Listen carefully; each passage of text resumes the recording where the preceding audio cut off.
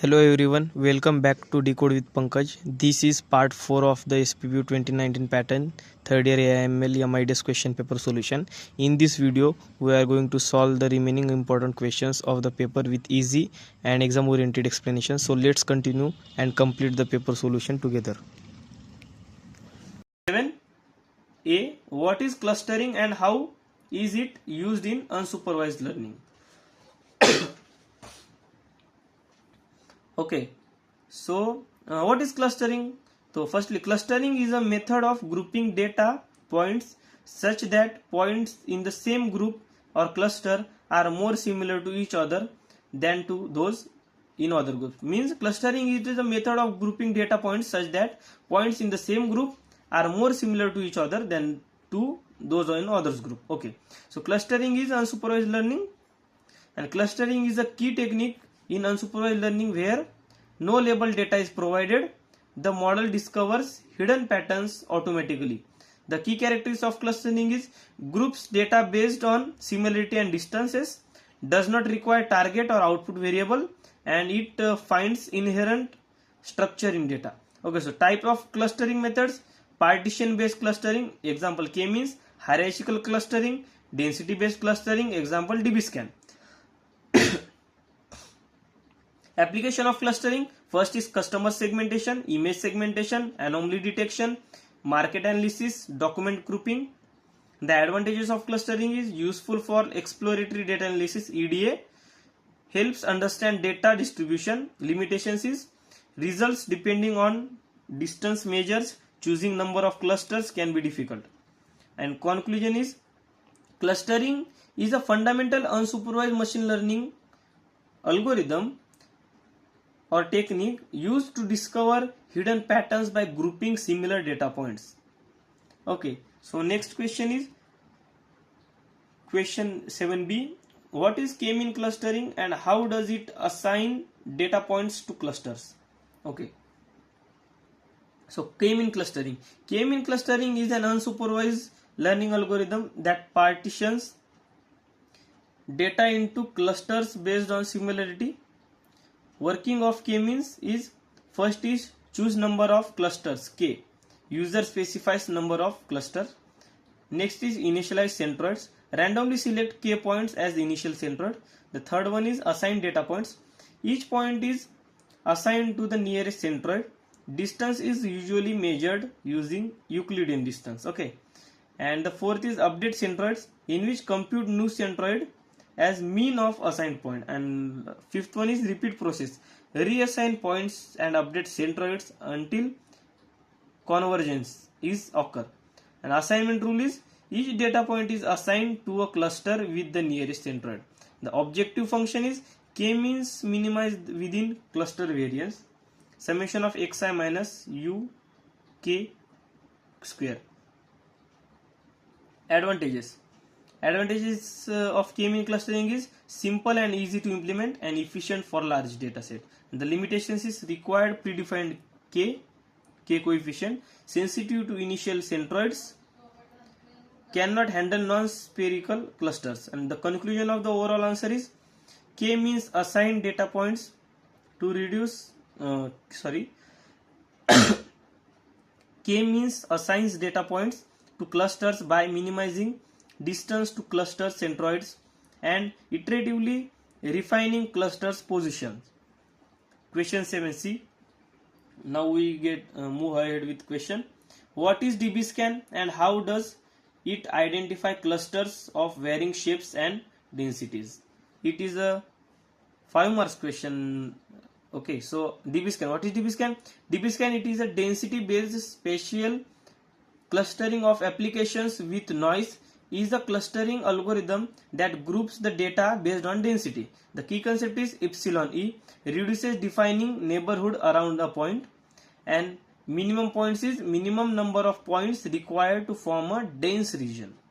Same as density based region, mean it use the density type of region, like it use the number of data points where are in large amount of size, so that is used is dense region. Okay, the type of point is core point, border point, noise point. Core point is have at least minimum points within a E radius, means epsilon radius defining neighborhood around a point. Okay, the border points have fewer neighbors but lie near a core point, and the noise point is, it is a point, it do not belong to any cluster. Working of DB scan, the first is identify core point, form clusters around a core point, expand cluster by connecting density reachable points, and mark remaining points as noise. And how it handles different shapes? It does not assume spherical clusters, it can detect arbitrary shaped clusters, and it groups points based on density connectivity. And advantages of DB scan is, no need to specify number of clusters, it can detect outliers or noise, it works well with irregular shapes. And the limitations of DB scan is sensitive to epsilon E and minimum points parameters, and it struggles with varying density datasets. The conclusion of the overall answer is, DB scan identify the clusters based on density, and it also allowing it to detect clusters from different shapes and handle noise effectively. The next question 8 is 8a. What is hierarchical clustering and how does it create the dendrogram to visualize a cluster relationship? Okay. So firstly, it is a 6-mark question. Now we get hierarchical clustering. So what is hierarchical clustering? Hierarchical clustering is an unsupervised machine learning technique that builds a hierarchy of clusters either by merging or splitting the data points. The key characteristics of hierarchical clustering is, it does not require predefining number of clusters, and it produces a tree-like structure of clusters, and it can be visualized using a dendrogram. Okay, so what is dendrogram? Dendrogram is a diagram that represents the arrangement of clusters formed during hierarchical clustering. How dendrogram is created? The first is, start with the data points. Each data point is treated as an individual cluster. Second is compute distance matrix, in which calculate distance between all pairs of points. Third is merge or split clusters based on chosen method, agglomerative or divisive. Agglomerative means top to down and top to bottom, and divisive means bottom to top. Okay. So fourth is record linkage distance, in which we get distance at which clusters are merged or split. And fifth is build tree structure, in which clusters are joined step by step. Interpreting a dendrogram, in which the first is height of linkage, means it gives the distance between clusters. Horizontal cuts give determined number of clusters, and closer merge means more similar data points. The advantages of dendrogram: easy to visualize relationship, no need to specify number of cluster initially, and also the limitations of hierarchical clustering is computationally expensive for a large data set and sensitive to noise and outliers. The conclusion of the overall answer or overall the concept is, hierarchical clustering creates a dendrogram to represent nested cluster relationship and helps to visualize how clusters are formed. So move on the next question 8b. What is agglomerative clustering and how does it combine small cluster into large ones? Okay. So firstly we get agglomerative clustering. What is agglomerative clustering? Agglomerative clustering is a type of hierarchical clustering that starts with individual data points and merge them into a larger clusters. So working of agglomerative clustering is, first start with single data points in which each point is its own cluster. The second point is compute distance metric, in which we measure distances between all cluster. Third point is merge closest cluster, in which we combine the two most similar clusters.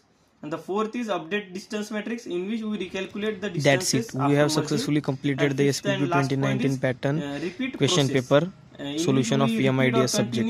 If this video helped you, please like, share and subscribe to Decode with Pankaj. Thank you for watching. See you in the next video. The linkage methods is single linkage, complete linkage and average linkage. The single linkage gives minimum distance, Complete linkage gives